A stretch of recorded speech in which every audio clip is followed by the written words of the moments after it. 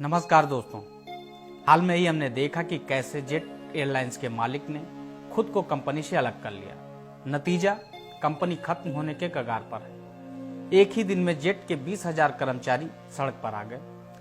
कर्मचारी काम करना चाहते तो वो लोग काम कर कंपनी के प्रति समर्पित हो सकते थे, परंतु कंपनी बंद हो गई और मालिक को कोई फर्क नहीं पड़ा।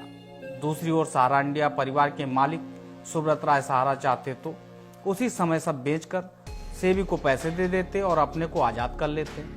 इतनी संपत्ति होने के बावजूद सारा श्री ने सभी कानूनी प्रकरणों और कठिन परिस्थितियों का सामना किया और इसके बाद भी वो चाहते हैं कि कंपनी काम करती रहे और तरक्की करे। इसी कारण उन्हें 2 साल का वनवास भी झेलना पड़ा, मगर कंपनी उसके कर्मचारियों और निवेशकर्ताओं के हितों से कोई समझौता नहीं किया, क्योंकि अगर वो ऐसा न करते तो 14 लाख कर्मचारी बेरोजगार हो जाते और करोड़ों निवेशकों की जमा पूंजी खतरे में पड़ जाती। आज सेबी के पास सहारा का नगद ब्याज सहित करीब 21,000 करोड़ रुपया सहारा सेबी खाते में जमा है। इसमें से सेबी 4 बार 150 अखबारों के जरिए देश भर में विज्ञापन देने के बावजूद सिर्फ 96 करोड़ ही निवेशकों को वापस कर पाई है। दूसरी ओर इतना पैसा जमा करने के बाद भी सहारा इंडिया चल रही है और लेट ही सही, परंतु भुगतान के लिए ऑफिस खुले हुए हैं। सहारा के पास अपनी कुल देनदारियों से 3 गुना ज्यादा की संपत्ति है और यही कारण है कि हर एक निवेशक का पैसा पूरी तरह से सुरक्षित है। कुछ शरारती तत्वों द्वारा सहारा को लेकर भ्रम फैलाया जा रहा है और परिवार की छवि को धूमिल करने की कोशिश की जा रही है।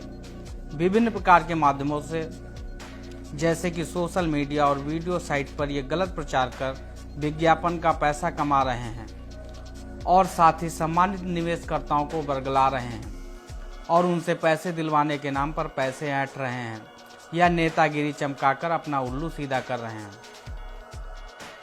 समझने की जरूरत है कि जब परिवार पर मुसीबत आती है तो उसी परिवार में कुछ लोग जो कायर एवं स्वार्थी प्रवृत्ति के होते हैं वह परिवार का साथ छोड़कर अपने स्वार्थ को पूरा करने में लग जाते हैं। पर कुछ साहसी एवं निडर लोग परिवार के मुखिया के साथ एक सच्चे सैनिक की तरह डट के लड़ते और लड़ाई जीतकर सम्मान के हकदार होते हैं। एक कार्यकर्ता होने का मुझे गर्व है और अपने साथ अच्छे कार्यकर्ता भाइयों पर भी। भाइयों, हम सभी को ये समझना होगा कि कोई भी चीज़ अगर हम देखते हैं या सुनते हैं तो किसी के बहकावे में ना आते हुए हमें अपनी समझ से निर्णय लेना चाहिए।